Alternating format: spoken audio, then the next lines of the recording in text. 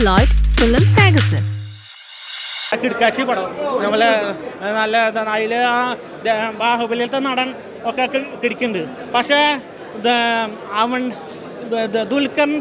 അവൻ്റെ മോൻ ദുൽഖറായത് ആ മോശമായി. ദുൽഖറിൻ്റെ മോൻ അവനാണ്ടിന് അത് അതാണ് എൻ്റെ ഒരു ഇത് സംഗതി പടം കിടക്കാച്ചി. കാരണം ലാസ്റ്റ് റോമൊക്കെ വന്നിട്ട് ഇങ്ങനെ സല്യൂട്ട് അടിക്കണൊക്കെ പോലെ തോന്നി. ആയിരുന്നല്ല ഇത് ഈ പോക്ക് പോയാൽ ഇത് കളിച്ചോട്ടിക്കും. അത് വെച്ചാൽ ഞാനപ്പോൾ എന്താ പറയുക, കാരണം കണ്ട സ്ഥിതിക്ക് സ്കോർ അടിക്കലാണ് ഇത് അനുഭവം. രാമരാജ് ഇങ്ങനെ ഉടമ്പ് പറഞ്ഞ ഹിന്ദി സീരിയലിലാണ് തകർക്കാറ്. തമിഴിൽ രക്ഷയില്ല. ഇവർ രണ്ടാളും കട്ടക്ക് നിന്നുണ്ട്. നമ്മളെ മറ്റേ ബാബിലത്തെ ചുള്ളനും പിന്നെ അമരാജനും കട്ടക്ക് നിന്നുണ്ട്. പടം എന്ന് പറഞ്ഞു കഴിഞ്ഞാൽ നമ്മുടെ ഇന്ത്യൻ പശ്ചാത്തലത്തിൽ നിന്നുകൊണ്ട് ചെയ്തൊരു വെസ്റ്റേൺ ഫിലിം, അതായത് ഒരു ഹോളിവുഡ് ഫിലിം എന്ന് പറയാം. ഇതിൻ്റെ മേക്കിംഗ് മഹാഭാരതത്തിൻ്റെ ബേസ് കൊണ്ട് ഇതിനെ മേക്ക് ചെയ്തേക്കാണ്. മഹാഭാരതത്തിൻ്റെ കഥയെ ബേസ് കൊണ്ട് ഇങ്ങനെ ഒരു പടം ചെയ്യാൻ കഴിയും എന്ന് തെളിയിച്ചതിൻ്റെ സംവിധായകനും കഥാകൃത്തനും ഒരു ബിഗ് സല്യൂട്ട്. പിന്നെ ആർട്ടിസ്റ്റിലേക്ക് വരികയെങ്കിൽ അമിതാഭ് ബച്ചൻ ഈ പ്രായത്തിലും എനർജി ലെവൽ, ആക്ഷൻ സീനിലെല്ലാം വളരെ എനർജി ലെവൽ പുലർത്തി. ശോഭന എന്ന നടിയുടെ ശക്തമായ കുറച്ച് നാളുകൾക്ക് ശേഷം ശോഭന എന്ന നടിയുടെ ശക്തമായൊരു തിരിച്ചുവരവ്. നമ്മളെ മലയാളത്തിലെ അന്നാബെന്നും ദുൽഖറും എല്ലാം ഇതിനകത്ത് പൂണ്ട് വിളയാടിയിട്ടുണ്ട്. എന്തായാലും ഈ പടം ഒരു 1000 കോടി ക്ലബ്ബിൽ വരാനുള്ള എല്ലാ യോഗ്യതയുമുള്ള ഒരു ഇന്ത്യൻ വെസ്റ്റേൺ ഫിലിം എന്ന് ഞാൻ അവകാശപ്പെടുന്നു.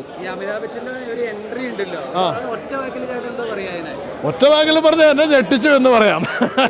കാരണം അമിതാഭ് ബച്ചൻ നമുക്ക് അറിയാം, അമിതാഭ് ബച്ചൻ വന്നു കഴിഞ്ഞാൽ എന്താണ് നമ്മൾ പ്രതീക്ഷിക്കുന്നത് അറിയാം. പക്ഷെ ആ പ്രതീക്ഷയിലും ഒരുപടി കൂടി മുകളിലേക്ക് വന്നേക്കാണ്. സെക്കൻഡ് ഹാഫിൽ തീപ്പൊരിയാണ് ശരിക്കും. എന്താ പറയുക, ഒരു ഹോളിവുഡ് ലെവലിലൊക്കെ ശരിക്കും ഇന്ത്യൻ സിനിമയിൽ ഇങ്ങനെ ഒരു അത്ര പെർഫെക്ഷനായിട്ടാണ്. ഗ്രാഫിക്സൊക്കെ ഒട്ടും നമുക്ക് ലാഗ് വരും. ഫസ്റ്റ് ഹാഫ് എനിക്ക് കുറച്ച് ലാഗ് ഫീൽ ചെയ്തിരുന്നു. പക്ഷേ സെക്കൻഡ് ഹാഫിലേക്ക് വന്നപ്പോഴത്തേക്കും പടം വേറൊരു ലെവലായി. എല്ലാവരുടെ പെർഫോമൻസും എടുത്തു പറയാം. ശരിക്കും അമിതാഭ് ബച്ചൻ, ദീപിക, ശോഭന, അതുപോലെ കമലഹാസൻ പിന്നെ പറയേണ്ട കാര്യമില്ല. പ്രഭാസ് ആ ഫസ്റ്റ് ഹാഫിൽ ആ ഒരു കുറച്ച് ഇതെല്ലാം മങ്ങിപ്പോയെങ്കിലും അവസാനത്തെ ഒരു അരമണിക്കൂർ പടം ശരിക്കും ഒരു ഹോളിവുഡ് ലെവലിലേക്ക്. എന്തായാലും സെക്കൻഡ് പാർട്ടിന് വേണ്ടിയിട്ട് നല്ല വെയിറ്റിംഗ്. ഒരു ശരിക്കും മഹാഭാരത യുദ്ധമൊക്കെ ശരിക്കും ഇനി അടുത്തതിലാണ് ഇനി വരുന്നത്. ഒരു അർജുനൻ കർണൻ ഫൈറ്റും കാര്യങ്ങളൊക്കെ ഉണ്ടല്ലോ.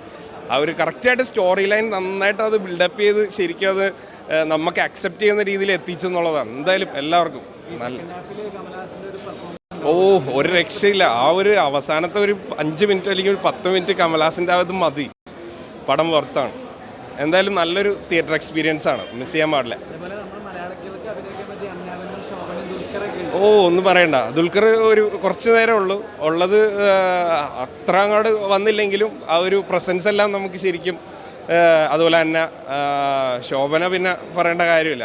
But the second half had all the actions and it was pretty nice. Yeah, Amitabh Bachchan is back in movie theaters after a long time, so I think Amitabh Bachchan, because it's a comeback for him.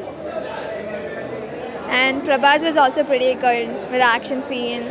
And you do not expect everyone to be there. Anaben, Deepika Padukone, everyone came into the theaters. Second half എന്തായാലും theatre എക്സ്പീരിയൻസിലായിരുന്നു കിട്ടിയത്. നമ്മളിപ്പോൾ normally ഇരുന്ന് OTT കണ്ടാലൊന്നും ഇത് effect അടിക്കത്തില്ല. സംഭവം set. Amitabh Bachchan ആണ് ഇതിലെ main. പ്രഭാസിനെക്കാട്ട് കൂടുതൽ highlight ചെയ്തേക്കണം അമിതാഭ് ബച്ചനാണ് നമ്മൾ നോക്കിയിട്ട്.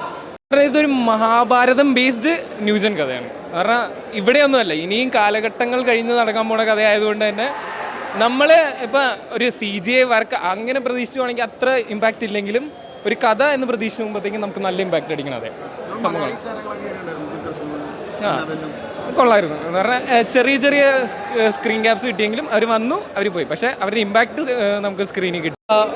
മാഡ് മാക്സ് ഇല്ലേ, ഈ മാഡ് മാക്സും അവഞ്ചേഴ്സ് കൂടുതലായിട്ടാണ്. അവഞ്ചേഴ്സ് തന്നെ പറയുമ്പോൾ ഇന്ത്യയിലെ ഗ്രാഫിക്സ് ആണ്, VFX എവറി ഏരിയ പെർഫെക്റ്റ് ആയിട്ട് ചെയ്തിട്ടുണ്ട്. പ്രഭാസിന്റെ തിരിച്ചോര് ഓക്കെ അതെ. ഇത് മെയിൻലി കണക്ട് ചെയ്ത് മഹാഭാരതമായിട്ടാണ് കണക്ട് ചെയ്തേക്കുന്നത്. അപ്പോൾ അതിൻ്റെ ഒരു ത്രെഡ് ബാക്കപ്പിൽ പോകുന്നുണ്ട്, അതിൻ്റെ ഒരു കണ്ടന്റ് ബാക്കപ്പിൽ പോകുന്നുണ്ട്. അത് ഫസ്റ്റ് ടൈമിലും ഉണ്ട്, എൻഡിങ്ങിൽ കൊണ്ട് നിർത്തിയേക്കുന്നത് അതോടെ കണക്റ്റഡ് ആയിട്ടാണ്. അപ്പോൾ ആ ഒരു കാലഘട്ടം അല്ലെങ്കിൽ അത് VFX കാണിച്ചേക്കുന്നത് പെർഫെക്റ്റായിട്ട് കാണിച്ചത്. കർണന്, അർജുനന്, കൃഷ്ണന്, വിജയ് ദേവർകൊണ്ട, മലയാളത്തിൻ്റെ ദുൽഖർ, പിന്നെ മലയാള അന്നാപൻ വരെ ഉണ്ട്. അന്നാപന് കിട്ടിയിരിക്കുന്ന റോളൊക്കെ പെർഫെക്റ്റ് ആണ്. തിയേറ്റർ എക്സ്പീരിയൻസ്ഡ് ആയിട്ടാണ്. കാരണം സെക്കൻഡ് ഹാഫ് ഒരു രക്ഷയില്ല, അമ്മാതിരി പൊളിച്ചടിക്കുന്നുണ്ട്. എനിക്ക് ബാഹുബലി കഴിഞ്ഞിട്ട് ഇനി പ്രഭാസിൻ്റെ ഹെവി പടം ഈ പടമാണ്. അപ്പോൾ ഇനി പ്രഭാസ് തിരിച്ചു പോകുന്നു. ഇനി പ്രഭാസിന് മേടിക്കേണ്ട കാര്യങ്ങളൊന്നുമില്ല. പ്രതീക്ഷ കമൽഹാസനാണ്. ഒരു ഇത്രയും വലിയ ഹെവി നടന്മാരുണ്ട്. രാജമൗലി ഉണ്ട്, പിന്നെ അപ്പോൾ അതേപോലെ ഡയറക്ടേഴ്സ് ഉണ്ട്. കമൽഹാസനെയും അമിതാഭ് ബച്ചനെയൊക്കെ ഒറ്റ സ്ക്രീനിൽ കാണുക എന്ന് പറയുന്നത് നമുക്ക് ചിന്തിക്കാൻ പോലും പറ്റുന്നില്ല. അപ്പോൾ അവരുടെയൊക്കെ ഒരു പെർഫോമൻസ് ഐറ്റം എനിക്ക് പ്രഭാസിനെക്കാളും കൂടുതലായിട്ട് ഭയങ്കര ഇഷ്ടപ്പെട്ട അമിതാഭ് ബച്ചൻ്റെ പെർഫോമൻസ്.